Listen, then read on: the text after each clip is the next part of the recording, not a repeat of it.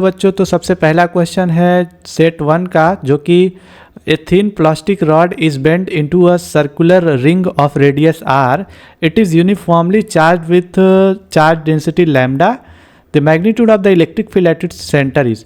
तो यहाँ पे हमने एक रिंग बना लिया है, यानी थिन प्लास्टिक रॉड है जिसको कि हमने एक सर्कुलर रिंग के फॉर्म में बेंड किया है. तो इसके सेंटर पर इलेक्ट्रिक फील्ड कैलकुलेट करने को बोल रहा है, और इसका रेडियस आपको क्वेश्चन में प्रोवाइडेड है कि ये r है. ठीक है, और इस पर जो चार्ज डेंसिटी है वो लैम्डा है. तो आपको पता है कि चार्ज डेंसिटी डिफाइंड होता है चार्ज पर यूनिट लेंथ से, यानी अगर हम इसको L लेंथ का मानते और टोटल चार्ज Q होता तो फिर डिवाइड करने पर चार्ज डेंसिटी मिलती. लेकिन आपको यहाँ पर ऐसा कुछ करना नहीं है, क्योंकि इलेक्ट्रिक फील्ड सेंटर पे कैलकुलेट करना है. और अगर आप गौर से देखेंगे तो इतने एलिमेंट से जो इलेक्ट्रिक फील्ड बनेगा इसके सेंटर पर, वो अवे फ्रॉम द चार्ज होगा, क्योंकि ये पॉजिटिव चार्ज है. ठीक है, तो मान लेते हैं कि अवे फ्रॉम द चार्ज, यानी इस तरीके से इलेक्ट्रिक फील्ड बन गया येलो कलर से. अभी हम इलेक्ट्रिक फील्ड को जस्ट अपोजिट पोर्शन से अगर चेक करें, जो कि इससे जस्ट 180 डिग्री पर है, तो यहाँ से अगर हम कैलकुलेट करते हैं इलेक्ट्रिक फील्ड को, तो पाएंगे कि ये भी इक्वल होगा और अपोजिट होगा. क्यों? क्योंकि डिस्टेंस भी सेम है, चार्ज डेंसिटी भी सेम है. तो इसका मतलब दोनों फील्ड एक दूसरे के जस्ट इक्वल और अपोजिट होंगे. इसी तरीके से हर एलिमेंट के करस्पॉन्डिंग दूसरा अपोजिट एलिमेंट्स मिलेगा, जो हर फील्ड को कैंसिल करता जाएगा. तो यहाँ पर टोटल फील्ड एक दूसरे से कैंसिल हो जाएंगे और आपको फाइनल आंसर 0 मिलेगा. ठीक है, तो यहाँ पर एक ध्यान देने वाली बात यह है कि इसी तरीके से आपको अगर स्क्वायर पे क्वेश्चन दे दिया जाए कि स्क्वायर है, स्क्वायर के कॉर्नर पे 4 चार्जेस रखे हुए हैं, तो ध्यान ये देना कि अपोजिट चार्जेस होंगे तो ये फील्ड 0 नहीं बनाएगा. सेम चार्जेस होंगे तब सेंटर पे फील्ड 0 बनेगा, क्योंकि अगर ये प्लस Q है तो ये अपोजिट ऐसे फील्ड बनाएगा. इस फील्ड को कैंसिल करने के लिए दूसरा कॉर्नर पे जो चार्ज होगा वो भी प्लस Q ही होना चाहिए. अगर डिस्टेंस सेम है तो तब जा कर के एक दूसरे को कैंसिल कर पाएंगे. इसी तरीके से इसके कॉर्नर को इसके कॉर्नर, तब यहाँ पे भी सेंटर पे फील्ड 0 मिलेगा. ठीक है, इस तरीके से पैटर्न देख करके आप तुरंत 0 फील्ड फाइंड कर सकते हैं जब कॉर्नर्स वाले एक दूसरे को कैंसिल कर रहे होंगे तब. ठीक है, अब एक क्वेश्चन आपके लिए है कि अगर एक डाइपोल है, डाइपोल के सेंटर पर अगर हम इलेक्ट्रिक फील्ड कैलकुलेट करना चाहे तो क्या ये 0 आएगा? ये क्वेश्चन है आपके लिए, कमेंट करके बताइए. और दूसरा क्वेश्चन है 10 capacitors each of capacitance 1 microfarad are connected in parallel to a source of 100 volt. The total energy stored in the system is equal to what? तो देखिए, कैपेसिटर्स को जब हम C अगर कैपेसिटेंस है, इसको अगर हमने V वोल्टेज से कनेक्ट किया है, तो आप लोगों को पता होगा कि C कैपेसिटेंस का कैपेसिटर अगर V वोल्ट से कनेक्टेड है तो इसमें जो एनर्जी स्टोर्ड होती है उसका फॉर्मूला होता है दैट इज़ 1/2 इंटू QV, जिसको कि हम बदल करके 1/2 इंटू CV, क्योंकि Q की वैल्यू CV होती है, CV इंटू V करेंगे, यानी 1/2 CV स्क्वायर, ये फार्मूला यूज करना है हम लोग को. ठीक है, लेकिन यहाँ पर एक कैपेसिटर नहीं है, एक माइक्रोफैरड के 10 कैपेसिटर्स को पैरेलल में कनेक्ट किया गया है. तो ये बहुत सिंपल सी बात है, आप एक माइक्रोफैरड के 10 कैपेसिटर्स को अगर पैरेलल में कनेक्ट करेंगे तो टोटल माइक्रोफैरड कितना आएगा, यानी टोटल कैपेसिटेंस कितना आएगा, ये बहुत आसानी से आप बता देंगे, क्योंकि पैरेलल का फॉर्मूला सभी बच्चों को पता होगा कि पैरेलल में हम कैपेसिटेंस को जोड़ देते हैं डायरेक्टली. यानी कि अगर एक माइक्रोफैरड के 10 कैपेसिटर्स को हमने जोड़ा है तो टोटल कैपेसिटेंस जो मिल जाएगा वो मिल जाएगा 10 माइक्रोफैरड. अब ये टोटल कैपेसिटेंस मिल गया और इस पूरे कॉम्बिनेशन को 100 वोल्ट के सेल से जोड़ा गया है 100 वोल्ट से, यानी कि जो वोल्टेज है वो 100 है. ठीक है, तो V की वैल्यू हो गई 100 और C की वैल्यू हो गई 10 माइक्रोफैरड. अब आप यहाँ से एनर्जी बहुत आसानी से निकाल लेंगे. ठीक है, तो एनर्जी इज इक्वल टू हो जाएगा 1/2 इंटू C की वैल्यू 10 माइक्रोफैरड, V स्क्वायर, तो माइक्रोफैरड को हम फैरड में बदल लेते हैं. ठीक है, क्योंकि आंसर जूल में दिया हुआ है, और ये 100 का स्क्वायर. तो यहाँ से आप सॉल्व करेंगे, 2 5 जा 10 हो जाएगा. ठीक है, तो 5 into 10 to the power -6 into 10 to the power 4, that is 10 to the power -2. तो 5 into 10 to the power -2 joule आएगा, क्योंकि एनर्जी है तो जूल में होगा. तो इसका आंसर डी वाला हो जाएगा 5 into 10 to the power -2 joule. ठीक है, ये आंसर हो जाएगा. नेक्स्ट क्वेश्चन आते हैं. अब यहाँ पर consider the circuit shown in the figure the potential difference between points A and B, यानी इन दोनों पॉइंट्स के बीच में आपको पोटेंशियल डिफरेंस बताना है। तो यहाँ पर अगर किसी बच्चों को फार्मूला याद है तो वो डायरेक्ट फार्मूला से कर सकता है, यानी कि दो सेल का पैरेलल कॉम्बिनेशन आपने अगर पढ़ा हो, बुक में देखेंगे तो दो सेल का पैरेलल कॉम्बिनेशन का एक फार्मूला है, ठीक है। चाहे तो आप डायरेक्ट यूज कर सकते हैं, और अगर नहीं याद है तो कोई दिक्कत नहीं है, हम लोग फार्मूला तुरंत निकालेंगे। बेसिक ओम्स लॉ तो पता ही होगा, किरचॉफ्स लॉ तो पता ही होगा, उन सबको यूज करके भी हम लोग इस क्वेश्चन को सॉल्व कर सकते हैं, ठीक है। देखिए, तो यहाँ पे अगर करंट I1 फ्लो करा दे इस सर्किट में, और इस सर्किट में भी I2 फ्लो करा दे, मतलब नीचे वाले ब्रांच में, तो टोटल करंट जो हो जाएगा वो इन दोनों का सम हो जाएगा, ठीक है। ये किरचॉफ्स करंट लॉ से आप निकाल सकते हैं। तो I की वैल्यू जो हो जाएगी वो हो जाएगी I1 प्लस I2, ठीक है। अब ये I अगर आप इस पूरे कॉम्बिनेशन को एक इक्विवेलेंट सेल से रिप्लेस कर दे, जिसमें कि एक ही सेल हो, ठीक है, एक ही सेल हो और एक ही रेजिस्टेंस हो, ठीक है। मान लिया आपने इसको रिप्लेस कर दिया, जिसको कि आप इक्विवेलेंट सेल बोल दिया और इसको इक्विवेलेंट रेजिस्टेंस बोल दिया। तो यहाँ पर दोनों में सेम करंट आना चाहिए, मतलब सेम I हो, ठीक है। तो फिर उससे क्या हो जाएगा कि ये जो I की वैल्यू होगी वो हो जाएगी E upon R, E equivalent upon R equivalent. ऐसा क्यों? क्योंकि ये ओम्स लॉ है, V upon R is equal to I। आपको दिमाग में तो यही चल रहा होगा कि V is equal to I R, तो ये V मतलब पोटेंशियल यानी EMF के बराबर यहाँ पर हम लोग मान सकते हैं, ठीक है। तो इसकी वैल्यू I1 की वैल्यू कितनी आएगी? E1 upon R1। क्यों? क्योंकि V upon R is equal to I पहले ब्रांच में, इसी तरीके से दूसरे में E2 अपॉन R2। तो यहाँ से भी आप निकाल सकते हैं। तो आपको क्या potential difference between A and B, मतलब इक्विवेलेंट पोटेंशियल, यही E इक्विवेलेंट की वैल्यू पूछी जा रही है। और R इक्विवेलेंट क्या हो जाएगा? देखिए यहाँ पे दो रेजिस्टेंस है, पैरेलल में है, तो R इक्विवेलेंट आप अलग से निकाल सकते हैं। 1/R equivalent will be equal to 1/R1 plus 1/R2 से निकाल सकते हैं, क्योंकि दोनों रेजिस्टेंस यहाँ पैरेलल में काम कर रहे हैं। तो यहाँ से आपको जो रेजिस्टेंस की वैल्यू मिल जाएगी वो मिल जाएगी 1/R equivalent is equal to 1/1 plus 1/0.5। अब सभी बच्चों को पता है कि 1/1 मतलब 1 और 1/1.5 का मतलब 1 अपॉन 1/2, क्योंकि 0.5 को हम 1/2 लिख दे रहे हैं। तो कुल मिलाकर के ये 1 + 2 यानी कि 3 आएगा। तो यहाँ से R इक्विवेलेंट की वैल्यू आपको मिल जाएगी 1/3। अब ये रेजिस्टेंस मिल गया, ठीक है। और यहाँ से E1 और E2 पता ही है, तो ये आप R इक्विवेलेंट 1/3 यहाँ रख दो, और E1 की वैल्यू है 12 अपॉन R1 की वैल्यू है 1 प्लस E2 की वैल्यू है 6 अपॉन R2 की वैल्यू है 0.5। तो बस यहीं से आपको आंसर मिल जाएगा, तो जो कि हो जाएगा 12 प्लस 6 अपॉन 0.5, यानी ये 12 ही आएगा, क्योंकि इस 0.5 को 1/2 करोगे तो ये ऊपर जाके मल्टीप्लाई हो जाएगा। तो 12 + 12 इंटू ये 1/3 था, तो इस पूरे 1/3 को इधर मल्टीप्लाई कर देते हैं, तो कुल मिला करके ये आ गया आपका 12 + 12 24/8 3 दैट इज़ 8। तो 8 वोल्ट यहाँ पे आ गया फाइनल आंसर, ठीक है। आप चाहे तो डायरेक्ट फार्मूला अगर याद हो तो फार्मूले से भी निकाल सकते हैं, जो कि फार्मूला कुछ ऐसा ही है। फार्मूले को अगर आप लिखना चाहें तो ऐसे फार्मूला याद कर सकते हैं कि एक सेल है जिसका EMF E1 है और रेजिस्टेंस R1 है, ठीक है। दूसरा सेल है जिसका EMF E2 है, रेजिस्टेंस R2 है, ठीक है। दोनों को मतलब इंटरनल रेजिस्टेंस, अब दोनों को अगर आपने पैरेलल में जोड़ दिया है तो दोनों मिला करके एक इक्विवेलेंट कॉम्बिनेशन बनाएंगे।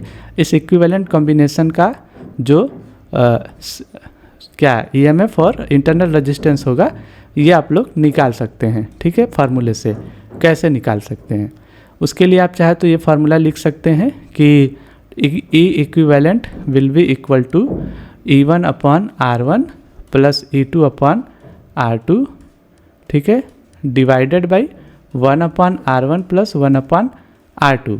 अब किसी बुक में इसको सिंप्लीफाई करके कुछ अलग सा फार्मूला बना करके दिया हो, यानी आप R1 R2 से मल्टीप्लाई कर देंगे तो ये बन जाएगा E1 R2 plus E2 R1, और ये बन जाएगा R2 प्लस R1। तो ऐसा फार्मूला आप यूज करके भी निकाल सकते हैं। देखिए E1 R2 यानी 12 इंटू 0.5, तो E1 R2 plus E2 R1 यानी 1 इंटू 6, 1 इंटू 6 डिवाइडेड बाई दोनों R1 प्लस R2 को जोड़ दीजिए, यानी 1 प्लस 1 बाई 1 प्लस 0.5। तो यहाँ से भी आपको आंसर मिल जाएगा। 12 का आधा यानी 6 प्लस 6 12, 12 और बटे में ये 1 प्लस 0.5 मतलब 1.5। तो इसका मतलब हो गया कि 12 अपॉन 1.5 की वैल्यू है 3/2, 3/2, तो यानी कुल मिलाकर के 24/3 दैट इज़ 8। यहाँ से भी आपको 8 वोल्ट मिल गया। ठीक है, अगले क्वेश्चन पे चलते हैं। A loop is carrying a current I clockwise is placed in XY plane in a uniform magnetic field directed along Z axis, the tendency of the loop will be 2।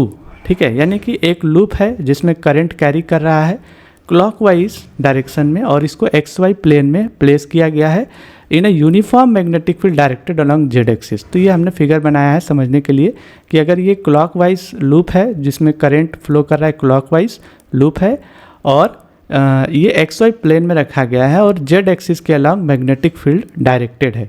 ठीक है, तो यहाँ पे पूछ रहा है the tendency of the loop will be 2, यानी कि इस लूप का टेंडेंसी कैसा होगा, यानी इस पर फोर्सेस जो लगेंगे वो इस लूप को ओवरऑल क्या मोशन देंगे। ठीक है, ये आपसे क्वेश्चन पूछा जा रहा है। तो देखिए, आपको बस एक फॉर्मूला पता होगा लॉरेंज फोर्स, जो कि I/L×B होता है। इस फार्मूले से ज़्यादा इम्पॉर्टेंट है डायरेक्शन। ठीक है, कि डायरेक्शन फोर्स का कैसे निकाला जाए। तो यहाँ पे आप देखेंगे तो लेंथ मतलब L की डायरेक्शन जो होती है वो करंट के डायरेक्शन से ही मिलती है, यानी कि अगर आप इसको स्मॉल l जैसा एलिमेंट मान लेते हैं dl, तो इसकी डायरेक्शन वही होगी जो करंट की डायरेक्शन, यानी कि ये टेंजेंशियल डायरेक्शन में जाएगा और यहाँ पे मैग्नेटिक फील्ड परपेंडिकुलर है इसके। ठीक है, तो आप कोई भी राइट हैंड रूल यूज करके देखेंगे या क्रॉस प्रोडक्ट का रूल अगर आपने पहले से पढ़ा हो तो उससे आप इसका डायरेक्शन पता करेंगे तो ये इनवर्ड आएगा। ठीक है, आप इसको चेक करके देखिए, आप राइट हैंड रूल से यूज करके देख सकते हैं। फिंगर्स को अलाइन करिए करंट के डायरेक्शन में और बेंड करिए मैग्नेटिक फील्ड, तो थंब की डायरेक्शन बताएगी फोर्स की डायरेक्शन। तो इसी तरीके से हर पॉइंट पे जब देखेंगे तो आपको फोर्स हमेशा रेडियली इनवर्ड मिल रहा है। ठीक है, हर पॉइंट पे रेडियली इनवर्ड मिल रहा है। तो रेडियली इनवर्ड फोर्सेस सारे के सारे मिल करके क्या करेंगे, इस पूरे लूप को श्रिंक करने की कोशिश करेंगे। तो इसका ऑप्शन हो जाएगा श्रिंक। ठीक है, तो ये इस तरीके से लूप पे केवल डायरेक्शन से हम इसका आंसर दे पाएंगे। अगला क्वेश्चन है, a 10 centimetre long wire lies along y axis, it carries a current of 1 ampere in positive y direction, a magnetic field B given by this exist in the region, the force on the wire is what. तो एक 10 centimetre long wire हम लोग बनाएंगे y axis पर, ये रहा हम लोग का y एक्सिस, और एक बनाएंगे x एक्सिस, ये रहा x एक्सिस। ठीक है, और ये रहा y एक्सिस। अब इन दोनों के हेल्प से वायर को जो अलाइन किया गया वो 10 सेंटीमीटर का है और y एक्सिस के अलॉन्ग उसको अलाइन किया गया, मतलब वायर कुछ इस तरीके से 10 सेंटीमीटर का रख दिया गया। मान लीजिए कि ये वायर है y एक्सिस के अलॉन्ग, तो वायर का लेंथ जो है वो 10 सेंटीमीटर प्रोवाइडेड है। ठीक है, y axis. It carries a current of 1 ampere, तो करंट की वैल्यू दी हुई है 1 ampere, 1 ampere in positive y direction. तो इसका मतलब जो पॉजिटिव y डायरेक्शन है उसी डायरेक्शन में करंट फ्लो हो रही है, और इस डायरेक्शन को जब हम वेक्टर के रूप में देखते हैं तो यहाँ पे हम जे कैप यूज करते हैं। सभी बच्चों को पता होगा कि पॉजिटिव y डायरेक्शन को हम जे कैप के रूप में यूज़ करते हैं। तो अब यही फार्मूला आपको यूज करना है जो फोर्स का फार्मूला है, लॉरेंज फार्मूला, लॉरेंज फोर्स वाला, कि I/L×B ये वेक्टर फॉर्म में ही यूज करना है। ठीक है, लेकिन यहाँ पे देखिए आपको L क्या होता है, ये लेंथ होता है, इसको वेक्टर बनाया जाता है करंट के डायरेक्शन से मल्टीप्लाई करके, मतलब करंट के डायरेक्शन को इंक्लूड करके हम इस करंट को एक वेक्टर जैसा बनाते हैं जिसको हम करंट एलिमेंट भी बोलते हैं। तो यानी कि 1 एम्पियर है, तो इसको अगर हम डायरेक्शन देने की कोशिश करेंगे तो जे कैप डायरेक्शन देंगे। ठीक है, L की वैल्यू है 10, तो कुल मिलाकर के I/L जो वेक्टर बनाएंगे तो ये हो जाएगा 1 एम्पियर इंटू 10 सेंटीमीटर। ठीक है, ये जे कैप में बन जाएगा। अब दिक्कत यह है कि इस 10 सेंटीमीटर को आप चाहे तो मीटर में कन्वर्ट कर ले या फिर रहने दे। ठीक है, मीटर में कन्वर्ट कर लेते हैं तो ये हो जाएगा 0.1 मीटर। ठीक है, 0.1 मीटर। ठीक है, तो ये मीटर हो गया, अब ये बदल गया एसआई यूनिट में, ठीक है। अब बी की वैल्यू आपको ऑलरेडी वेक्टर फॉर्म में दी हुई है, तो अब आपको क्रॉस प्रोडक्ट करना पड़ेगा, ठीक है। आई एल क्रॉस बी निकालना है। तो क्रॉस प्रोडक्ट करने का रूल आपको पता होगा कि दो मतलब डिटर्मिनेंट बनाते हैं, आई कैप, जे कैप और के कैप। अब इस डिटर्मिनेंट से हम आई कैप, जे कैप और के कैप के कोफिशिएंट्स को लिखते हैं। तो पहले में ये यहाँ सिर्फ और सिर्फ जे कैप है, तो इसका मतलब आई कैप और जे कैप का के कैप का कोफिशिएंट 0 है, केवल जे कैप का है 0.1 है बस, ठीक है। मीटर अभी नहीं लिखेंगे क्योंकि यूनिट बाद में हम देख लेंगे। और बी की वैल्यू ऑलरेडी वेक्टर फॉर्म में दी हुई है, कितनी है 5 MT मिली टेस्ला और 8 मिली टेस्ला। तो कोफिशिएंट केवल बात करते हैं, आई कैप कोफिशिएंट यहाँ पर नहीं है। जे कैप की वैल्यू है 5 मिली टेस्ला और 8 इसका कोफिशिएंट है। तो बस यही आप सॉल्व करेंगे, यही आपका आंसर आएगा। आई कैप 0 होने की वजह से आई कैप ही केवल बचेगा, और बाकी जे कैप जब लेंगे तो फिर ये 0 -8 और 0 × 0 ये दोनों 0 आएंगे। के कैप के साथ भी आपको 5 × 0 0 मिलेगा, 0 × 0 मतलब केवल आई कैप के साथ जो कोफिशिएंट बनेगा वही आपका आंसर आएगा, यानी -8 × 0.1, ठीक है, -0 × 5। तो यहाँ से कुल मिलाकर के आपको मिल गया आई कैप इंटू -0.8, ठीक है। ये अब देखिए यहाँ पे मिली टेस्ला था, तो इसलिए हम लोग मिली टेस्ला की वजह से जो हमारा यूनिट बनेगा वो मिली न्यूटन में बनेगा, ठीक है। ये मीटर न्यूटन नहीं है, क्योंकि फोर्स है तो फोर्स कभी भी मीटर न्यूटन में तो आएगा नहीं, ये मिली न्यूटन है, ठीक है। यानी कि -0.8 मिली न्यूटन आई कैप, ये आंसर आएगा आपका, ठीक है। तो ये सेकेंड ऑप्शन है इसका सही ऑप्शन, ठीक है। अगला क्वेश्चन है, a galvanometer of resistance G ohm is converted into an ammeter of range 0 to 1 ampere, 1 नहीं I ampere. If the current through the galvanometer is 0.1% of I ampere, the resistance of the ammeter is what. तो देखिए एक galvanometer को ammeter में convert करना बहुत ही important है आपके एग्जाम के लिए, वेरी वेरी इंपॉर्टेंट टॉपिक, इसको बहुत अच्छे से पढ़िएगा, लॉन्ग क्वेश्चन के लिए बहुत इंपॉर्टेंट है मूविंग कॉइल गैल्वेनोमीटर। अब यहाँ से देखिए कि गैल्वेनोमीटर है G ओम का, जिसको एमीटर में बनाया गया है, रेंज दिया है 0 से I एम्पियर। तो गैल्वेनोमीटर हमेशा एक रेंज में दिया जाएगा, मतलब उसका करंट मेजर करने का एक हमेशा रेंज होगा, ठीक है, ये रेंज है।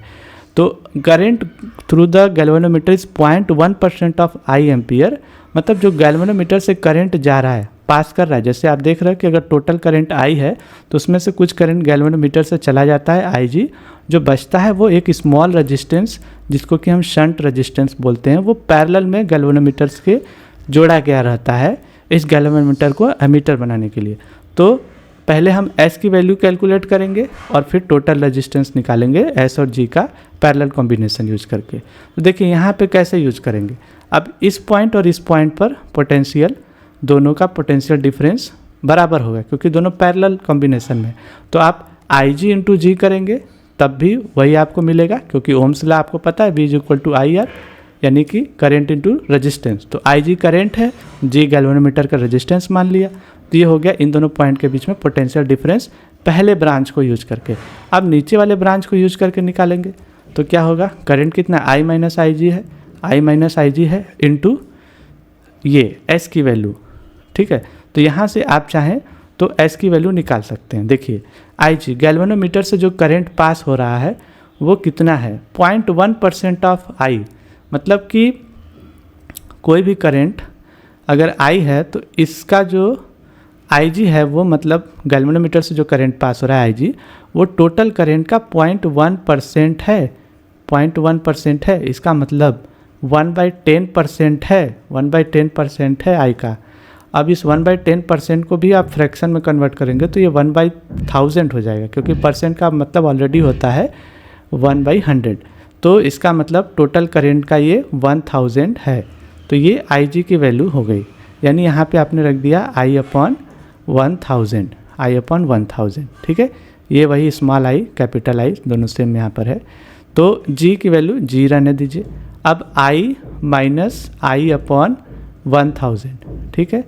तो यहाँ से आपको क्या मिल गया कि IG/1000 इज इक्वल टू, इसको सॉल्व करेंगे, सभी बच्चे बहुत तेज़ी से करेंगे। 1000 i minus I 99, 999 i upon 1000, ठीक है, ये हो गया इसकी वैल्यू इंटू एस।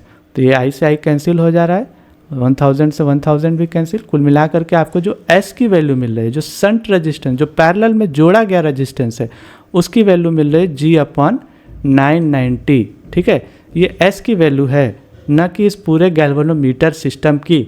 आपको क्वेश्चन पूछा जा रहा है the resistance of the ammeter, मतलब ये पूरा का पूरा जो आपने बनाया हुआ है गैल्वेनोमीटर को एमीटर की तरह, इसका पूरा रेजिस्टेंस पूछा जा रहा है, ठीक है। तो ये कैसे निकालेंगे, जब एक G और S दोनों का पैरेलल कॉम्बिनेशन यूज करेंगे, ठीक है। तो S की वैल्यू आपकी आई थी G अपॉन 990, ठीक है, और G की वैल्यू तो ऑलरेडी G है। अब दोनों का पैरेलल कॉम्बिनेशन आपको यूज करना है, मतलब एक रेजिस्टेंस है जो कि G है और एक रेजिस्टेंस है जो कि S है, ठीक है, दोनों का पैरेलल कॉम्बिनेशन। तो 1/R इज इक्वल टू हो जाएगा 1/G प्लस 1/S, बस यही निकालना है आपको। तो 1/G रहने दीजिए, S की वैल्यू हो जाएगी 1/G अपॉन 999। तो ये 999 ऊपर चला जाएगा, यानी कि कुल मिला करके ये हो जाएगा 999 अपॉन G। अब दोनों का डिनोमिनेटर सेम है तो फटाक से ऐड कर दीजिए, बस ये आ गया आपका इक्विवेलेंट रेजिस्टेंस।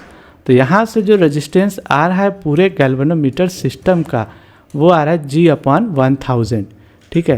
तो ये आपको ऑप्शन नंबर बी में दिखाई दे रहा है G अपॉन 1000 ओम, ठीक है। अगला क्वेश्चन है the reactance of a capacitor of capacitance C connected to an AC source of frequency omega is X if the capacitance of the capacitor is doubled and the frequency of the source is tripled, the reactance will become what? तो देखिए reactance, capacitor का reactance XC, किसी को formula याद हो तो बहुत ही आसानी से ये क्वेश्चन कर सकता है, जिसकी वैल्यू होती है 1/ωc, ठीक है। अब आप अल्टरनेटिंग करंट वाले चैप्टर में देखेंगे, रिएक्टेंस का पूरा अच्छे से मीनिंग वगैरह समझना पड़ेगा आपको, ठीक है। अगर आपको क्रैश कोर्स का कोर्स चाहिए तो आप कमेंट करके बता सकते हैं, फ्री में आपको वीडियोस मैं यूट्यूब पर अभी अपलोड करूँगा, ठीक है, आने वाली है। तो यहाँ से जो XC की वैल्यू आएगी तो बस आपको देखिए ओमेगा और C प्रोवाइडेड है, मतलब जब ये X है तो फ्रिक्वेंसी ओमेगा है और कैपेसिटेंस C है। अभी क्या किया जा रहा है कि फ्रिक्वेंसी कैपेसिटर का कैपेसिटेंस डबल कर दिया गया, ठीक है, ध्यान से क्वेश्चन पढ़िए।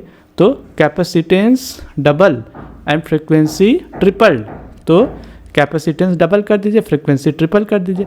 अब ये फ्रिक्वेंसी एंगुलर फ्रिक्वेंसी अलग अलग चीज़ें हैं, मतलब ये ओमेगा और F में अंतर होता है, ठीक है। तो इसको आप फ्रिक्वेंसी केवल बोला है तो आप इसको F मान सकते हैं, ठीक है, यानी कि इसको आप फ्रिक्वेंसी में अगर कन्वर्ट करते हैं तो ये 2πfc ये आता है, omega is equal to 2πf। ये बहुत बहुत यूजफुल रिलेशन है, बहुत सारे चैप्टर में यूज होता है। तो यहाँ से आप इसकी वैल्यू देखेंगे तो फ्रिक्वेंसी को जब आप नया फ्रिक्वेंसी नया कैपेसिटेंस रखेंगे तो नया रेजिस्टेंस बन जाएगा। तो ये जो वैल्यू है वो कैसे निकलेगी, फ्रिक्वेंसी को आपने कर दिया कितना, ट्रिपल्ड, यानी पुरानी फ्रिक्वेंसी का 3 टाइम्स, और कैपेसिटेंस को डबल, यानी पुरानी कैपेसिटेंस का 2 टाइम्स। तो कुल मिला करके ये आ गया आपका 1/6 इंटू, फिर बाकी सब एक में देखिए 2πfc। ये पूरा क्या था, ये कुछ और नहीं, ये x ही था, यानी कि x/6 हो जाएगा, ठीक है। तो ये आंसर इसका आ जाएगा x/6। और आप इसको ऐसे भी कर सकते हैं कि फ्रिक्वेंसी और कैपेसिटेंस के इन्वर्सली प्रोपोर्शनल है, ठीक है, इन्वर्सली प्रोपोर्शनल है। तो फिर जब इसको डबल करेंगे कैपेसिटेंस को तो यहाँ 2 आ जाएगा, और फ्रिक्वेंसी को ट्रिपल करेंगे तो 2 3 जा 6 आ जाएगा, यानी 6 टाइम्स, तो x/6 हो जाएगा इसका आंसर।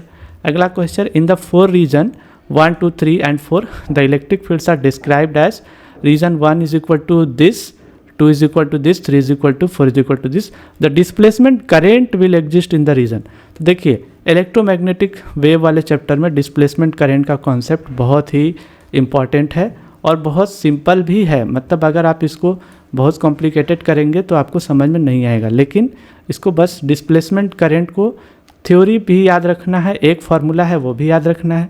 तो डिस्प्लेसमेंट करंट तभी बनता है जब इलेक्ट्रिक फील्ड वैरी कर रहा हो, ठीक है, ये याद रखेंगे कि कि चेंजिंग इलेक्ट्रिक फील्ड के वजह से ही आपका डिस्प्लेसमेंट करंट बनता है। तो यहाँ 4 ऑप्शन में से कौन से इलेक्ट्रिक फील्ड में चेंज दिखाई दे रहा है? पहले इलेक्ट्रिक फील्ड, पहले रीजन में देखेंगे तो ये जो फंक्शन है वो E0 है, साइन है, kz है, ओमेगा टी, यानी इसमें टाइम आ रहा है तो ये टाइम का फंक्शन है। टाइम का फंक्शन है, इसका मतलब ये टाइम के साथ चेंज हो रहा है। ठीक है, ये बात ध्यान देंगे। बाकी के और ऑप्शंस पे आप जाएंगे तो ये टाइम का फंक्शन नहीं है, यहाँ टाइम के साथ चेंज नहीं हो रहा है। इसी तरीके से यहाँ भी टाइम का फंक्शन नहीं है, यहाँ भी टाइम का फंक्शन नहीं है। केवल एक ही रीजन है जिसमें टाइम का फंक्शन है, यानी टाइम के साथ वो फील्ड चेंज हो रहा है, इसलिए उसी रीजन में डिस्प्लेसमेंट करंट बनेगा। अगला क्वेश्चन है the transition of electron that gives rise to the formation of the second spectral line of the Balmer series in the spectrum of hydrogen atom corresponds to. तो देखिए Lyman, बामर, ये सब जो भी series है हाइड्रोजन स्पेक्ट्रम का, उसका आपको केवल ये याद रखना है। ठीक है, सीक्वेंस याद रखना है कि किस रीजन में कौन सा स्पेक्ट्रम मिलता है। तो देखिए लाइमन सीरीज सबसे पहले मिलती है, जिसमें कि हम पहले ऑर्बिट में जब ट्रांजिशन होता है कहीं से भी, मतलब जो फाइनल ऑर्बिट 1 होता है तो ये लाइमन सीरीज में बनती है। अब यानी कि ये दूसरे से हो सकता है, दूसरे ऑर्बिट से आ सकता है, तीसरे से आ सकता है, चौथे से आ सकता है, पांचवें, किसी से भी पहले में अगर आएगा तो वो सब लाइमन सीरीज में जाएगा। लेकिन आपसे पूछा जा रहा है बामर सीरीज में, तो बामर सीरीज में जब दूसरे फाइनल ऑर्बिट में ट्रांजिशन होता है तो उसको हम बोलते हैं बामर सीरीज, मतलब दूसरे सीरीज में कहीं से भी ट्रांजिशन हो। अब दूसरे में होगा तो पहले से तो आएगा नहीं, या तो तीसरे से आएगा, या तो चौथे से आएगा, या तो पांचवें से आएगा। ये सभी के सभी किस में जाएंगे? बामर सीरीज का लाइन बनाएंगे। अब इसमें से आपको पकड़ना है दूसरी लाइन। तो दूसरी लाइन किसके किसके बीच में ट्रांजिशन दिखाई दे रही है? आप देखिए ये दूसरा है, ये तीसरा है, ये चौथा है, यानी कि चौथे ऑर्बिट से दूसरे ऑर्बिट में ट्रांजिशन हो रहा हो तो वो बामर सीरीज का दूसरा लाइन बनेगा। ठीक है, यानी सी ऑप्शन, चौथे ऑर्बिट से इनिशियल मतलब जिससे ट्रांजिशन हो रहा है, और यही वो लाइन है जो कि बामर सीरीज बना रही है चौथे से दूसरे में। ठीक है, बामर सीरीज का दूसरा लाइन बना रही है। पहला तो मिलेगा आपको तीसरे से दूसरे में, ठीक है, और तीसरा मिलेगा पांचवें से दूसरे में, लेकिन आपको दूसरी लाइन पूछी हुई थी कि सेकेंड स्पेक्ट्रल लाइन। ठीक है, इसलिए ये फॉलो करेंगे और ये सही आंसर होगा इसका। ठीक है, अगला question, germanium is doped with arsenic due to doping the structure of germanium lattice is distorted, the number of conduction electron increases, holes increases, conduction electron increases. तो जर्मेनियम क्या है? जर्मेनियम, सिलिकॉन, ये सब इंट्रिंसिक सेमीकंडक्टर है, मतलब इसके 4 orbits होते हैं, मतलब 4 बॉन्ड्स होते हैं, और ये 4 बॉन्डिंग के साथ बनाते हैं स्ट्रक्चर को। लेकिन अगर इसमें आर्सेनिक की डोपिंग की जाए, आर्सेनिक, तो आर्सेनिक कैसा एलिमेंट है? ट्राईवैलेंट है कि पेंटावैलेंट है? ये आपको याद रखना होगा। ठीक है, आर्सेनिक, एंटीमनी, तो ये सब के सब पेंटावैलेंट है। ठीक है, फास्फोरस, आर्सेनिक, ये सब पेंटावैलेंट है। पेंटावैलेंट में क्या होता है कि एक इलेक्ट्रॉन एक्स्ट्रा बच जाता है 4 बॉन्ड कंप्लीट होने के बाद, यानी कि इलेक्ट्रॉन का जो क्या होगा, नंबर होगा, वो इंक्रीज हो जाएगा। तो इस बात को ध्यान रखेंगे, the number of conduction electron increases. ठीक है, क्योंकि आर्सेनिक पेंटावैलेंट है, ये एन टाइप सेमीकंडक्टर बनेगा, एन टाइप सेमीकंडक्टर बनेगा। ठीक है, जब भी आप पेंटावैलेंट इम्प्योरिटी को मिलाते हैं सिलिकॉन या जर्मेनियम में तो वो बन जाता है एन टाइप, और वही ट्राईवैलेंट को मिलाते हैं जैसे एल्युमिनियम, ये सब, तो ये पी टाइप बनाता। ठीक है, पी टाइप बनाता। पी टाइप में होल का कैरियर ज़्यादा होता है, एन टाइप में होल का कंसंट्रेशन, और एन टाइप में इलेक्ट्रॉन का कंसंट्रेशन ज़्यादा होता है, या नंबर ऑफ इलेक्ट्रॉन्स इंक्रीज हो जाता है। 11th क्वेश्चन है 11th question, 2 beams A and B whose photon energies are 3.3 electron volt and 11.3 electron volt respectively illuminate a metallic surface, work function 2.3 electron volt successfully. The ratio of maximum speed of electrons emitted due to beam A to that of due to beam B is what? तो यहाँ पर एक चीज़ ध्यान देंगे कि photo electric effect का एकमात्र equation है जो कि आइंस्टाइन का इक्वेशन है, वो आपने ये पढ़ा होगा कि एच न्यू, जो टोटल एनर्जी है फोटोन की जो इंसिडेंट हो रही है, वो 2 पार्ट में खर्च होती है, एक तो वर्क फंक्शन में, और जो बचती है वो काइनेटिक एनर्जी में चली जाती है, काइनेटिक एनर्जी मैक्स में। ठीक है, तो यहाँ से आप देख सकते हैं कि काइनेटिक एनर्जी जो मैक्स का फार्मूला आएगा वो H new minus five not आएगा, यानी कि जो फोटान की इंसिडेंट फोटान की एनर्जी होगी उसमें से वर्क फंक्शन को माइनस करने पर, ठीक है, वर्क फंक्शन एक एनर्जी के फॉर्म में दिया रहेगा इलेक्ट्रॉन वोल्ट जैसे। तो देखिए क्या है, टू बीम्स, तो इनकी एनर्जीज दोनों में दी हुई 3.3 11.3। मेटेलिक सरफेस, तो जिसकी जो वर्क फंक्शन है वो 2.3 है। तो पहले केस के लिए हम लोग निकाला जाए, पहले केस के लिए काइनेटिक एनर्जी निकाला जाए, तो kinetic energy for the first case ये हो जाएगा पहले केस में फोटान की एनर्जी, ठीक है, पहले केस में फोटान की एनर्जी माइनस वर्क फंक्शन तो वही रहेगा। तो पहले केस में फोटान की एनर्जी है ए केस में, ठीक है, ए केस में जो है 3.3 इलेक्ट्रॉन वोल्ट का दिया गया है और वर्क फंक्शन कितना है, वर्क फंक्शन 2.3 है। तो जब इसको सॉल्व करेंगे तो कितना आएगा, 3.3 माइनस 2.3 कितना आएगा, 1 आएगा, ठीक है, 1। तो ये 1 आ गया पहले केस में, ठीक है, 1.0 या 1। तो ये पहले केस में काइनेटिक एनर्जी मिल गई। इसी तरीके से दूसरे केस में जब आप काइनेटिक एनर्जी निकालेंगे तो दूसरे केस का जो फोटान का एनर्जी है वो है 11.3 इलेक्ट्रॉन वोल्ट, वर्क फंक्शन तो वही है, तो वर्क फंक्शन आपने फिर से वही 2.3 ही रखेंगे। तो यहाँ से कितना आएगा काइनेटिक एनर्जी सेकेंड केस में, वो आ जाएगा 9.0। तो बस ये तो हो गया काइनेटिक एनर्जी का रेशियो। लेकिन आपसे पूछा क्या है, ratio of maximum speed of electron. तो आपको पता है कि काइनेटिक एनर्जी और स्पीड में रिलेशन क्या है, ठीक है, काइनेटिक एनर्जी होता है, kinetic energy is half mv²। तो इसका मतलब कि अगर आपको काइनेटिक एनर्जी में रेशियो पता है तो आप क्या कर सकते हैं, काइनेटिक एनर्जी में रेशियो पता है तो वेलोसिटीज़ में भी रेशियो निकाल सकते हैं। लेकिन यहाँ पे फोटॉन है तो फोटॉन का तो कोई एक्चुअल मास होता नहीं है, ठीक है। फिर भी आप इस बात को ध्यान रखेंगे कि मैक्सिमम स्पीड ये फोटॉन का नहीं है, ये जो इलेक्ट्रॉन से एमिटेड है उसके लिए। तो दोनों इलेक्ट्रॉन सेम ही इलेक्ट्रॉन है तो इसलिए उनका मास सेम हो जाएगा। तो काइनेटिक एनर्जी का जब रेशियो लेंगे, ठीक है, तो काइनेटिक एनर्जी, हाँ, तो यहाँ से देखिए दोनों का रेशियो आ जाएगा, kinetic energy of A upon kinetic energy of B, ये आ जाएगा आपका 1/9। लेकिन काइनेटिक एनर्जी की वैल्यू जो है वो होती है हाफ mv², ठीक है, पहले केस में वेलोसिटी, दूसरे केस में वेलोसिटी हाफ mv², ये आ रही है 1/9।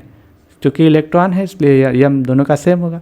तो कुल मिला करके v/vb यानी वेलोसिटीज़ में जो रेशियो आएगा वो 1/9 का रूट आएगा, ठीक है, क्योंकि va²/vb² 1/9 आ रहा था, इसका मतलब 1/3 आएगा आंसर, ठीक है, 1/3 आएगा। लास्ट क्वेश्चन है, the waves associated with a moving electron and a moving proton have the same wavelength lambda, it implies that they have the same, ठीक है। तो आपने डी ब्रोगली वेव इक्वेशन पढ़ा होगा, lambda is equal to h/mv, बहुत important है, ठीक है। तो इसको याद रखेंगे, डी ब्रोगली इक्वेशन है, तो यहाँ से आपको मिल जाएगा, ठीक है। तो अगर लैम्डा सेम है, इलेक्ट्रॉन एंड अ प्रोटॉन दोनों का लैम्डा अगर सेम है तो ऑब्वियसली दोनों का मोमेंटम भी सेम होगा, क्योंकि λ1 इज इक्वल टू h/p1 होगा, λ2 इज इक्वल टू h/p2 होगा। तो अगर λ1 और λ2 बराबर है यानी दोनों का सेम वेवलेंथ है इलेक्ट्रॉन और प्रोटॉन का, तो इनका मोमेंटम भी सेम होगा, ठीक है, मोमेंटम भी सेम होगा। तो बस बहुत सिंपल है, मोमेंटम इसका आंसर आ जाएगा, ठीक है। अब हम आते हैं दूसरे सेट पर, 55(2)